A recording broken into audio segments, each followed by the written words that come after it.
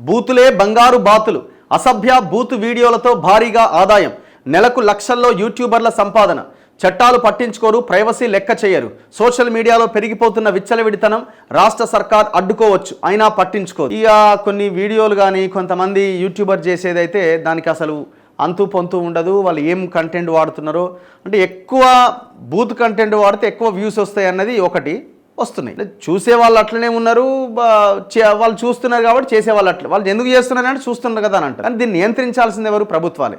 కానీ ఎంతసేపు వీళ్ళు ఇట్లాంటి వాటిని నియంత్రించరు. ఎవడైతే ప్రభుత్వాన్ని క్వశ్చన్ చేస్తున్నారో వాడిని నియంత్రించే ప్రయత్నం చేస్తారు. ఈ బూత్ కంటెంట్ని, బూత్ వీడియోలను నియంత్రించే ప్రయత్నం చేసి మంచి సమాజాన్ని నిర్మాణం చేయాలని ప్రభుత్వం అనుకోదు. ఎవడైతే సమాజం కోసం పనిచేస్తుంటాడో, ఎవడైతే ప్రభుత్వం మీద కొట్లాడుతుంటారో, ఈ సామాజిక, రాజకీయ అండ్ రకరకాల రుగ్మతల మీద కొట్లాడుతుంటారో వాళ్ళ మీద ప్రభుత్వం యుద్ధం ప్రకటిస్తుంది. వాళ్ళ ఛానల్ని ఎట్లా బ్లాక్ చేయాలి, ఎట్లా రిపోర్ట్లు కొట్టేయాలనే దాంట్లో బిజీగా ఉంటాయి.